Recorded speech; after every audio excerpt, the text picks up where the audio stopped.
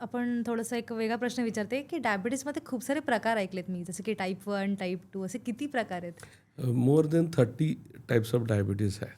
त्यात टाइप 1 म्हणजे हा त्यातल्या त्यात थोडा रेअर प्रकार आहे आपल्या हं, देशामध्ये, हं. पण साधारणतः 3 ते 5% लोकांनाच असू शकतं.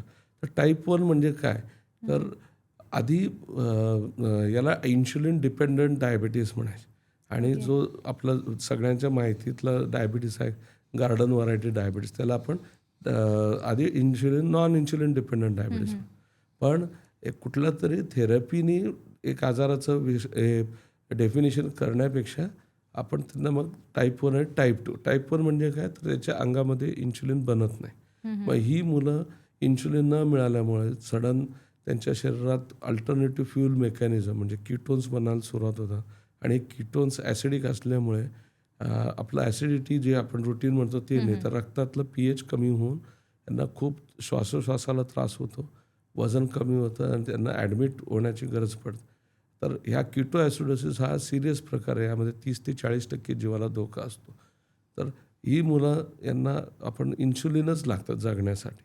हा जर इन्शुलिनचा शोध लागला नसता तर यांना जगण्यासाठी काहीच नसलं असतं. तर टाइप 1 डायबिटीज हा सिरियस प्रकार आहे आणि त्याला इन्शुलिन हीच ट्रीटमेंट आहे. सध्या तरी त्याला दुसरी कुठलीही ट्रीटमेंट नाही आहे. टाइप 2 डायबिटीज आपण जे सगळं बघतो, प्रत्येकाच्या घरामध्ये हं. 1 किंवा 2 लोकं असतातच. असतात. तर ह्या टाइप 2 डायबिटीज हा वयोमानानुसार, वजन हं, वाढल्यामुळे हं. आणि जेनेटिक्स साधारणतः एका पॅरेंटला डायबिटीस असेल तर हं, हं. 50% शक्यता आहे 30 नंतर त्यांना टाइप 2 डायबिटीस होण्याचं. 2 पॅरेंटला डायबिटीस असेल तर 85% चान्स आहे त्यांना डायबिटीस होण्याचा. म्हणजे प्रत्येकालाच काळजी घेतली पाहिजे आपण आपल्या वजनाची आणि आहाराची. आणि यानंतर मग आपलं जेनेटिक रिस्क तर आपण म्हणजे 50% जेनेटिक रिस्क आहे. हं, हं. 50% आपण त्याबद्दल काय करू शकतो असं. बरोबर आहे. म्हणजे दैनंदिन जीवनामध्ये आपण काय, कशा प्रकारची काळजी घेऊ शकतो सांगाल? तर आपल्या आहारामध्ये मेजॉरिटी आपण कार्बोहायड्रेट आपलं जे हं, हं. भारतीय आहार आहे, म्हणजे नॉर्थपासून साऊथपर्यंत कुठेही गेलं तर सगळं जे उगवता येतं ते सगळं हं, हं. कार्बोहायड्रेटच आपण कंझ्युम करतो आणि या कार्बोहायड्रेटचं कदाचित हजारो वर्षापूर्वी खूप जास्त उपयोग होता. आपण शेतात काम करत होतो त्यावेळेला. हं, हं, हं. आता आपण सगळ्यांचं बहुतेक काम बैठे काम झालेलं आहे आणि त्यामुळे बरोबर. या कार्बोहायड्रेटचं कन्व्हर्जन फॅटमध्ये करणं बॉडीला फार सोपं आहे. हं, हं. आणि त्यामुळे साधारणतः 8 तासाचे ग्लुकोज स्टोअर झाले, की तिथून पुढचं सगळं चरबीमध्ये कन्व्हर्ट होऊन ते स्टोअर होतं आपल्या बॉडीमध्ये. ज्याला की परत फ्यूलमध्ये कन्व्हर्ट करण्यासाठी खूप दिवसाचा उपासमार घडल्यावरच बॉडी त्याला करवते. बरोबर. नाहीतर प्रत्येक दरवेळेला आपण तोंड उघडलं की त्याचं ग्लुकोज होणार आणि मग पुढे हं. चरबीत रूपांतर होणार. त्यामुळे आपल्याला आहारातील बदल फार महत्त्वाचा आहे.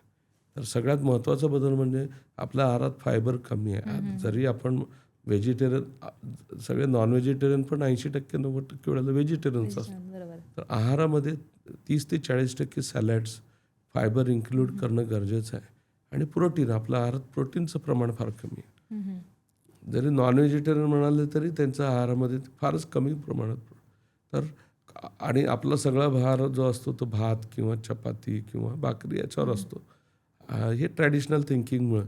तर हा जो प्रकार आहे हा जर आपण चेंज केला तर 30% to 40% सॅलड्स, 30% प्रोटीन आणि 20% कार्बोहायड्रेट म्हणजे भाकरी, चपाती, भात. यावर जर भर दिला तर बहुतेक वेळेला वेट गेन जे होतं आहारामुळं ते कमी होतं.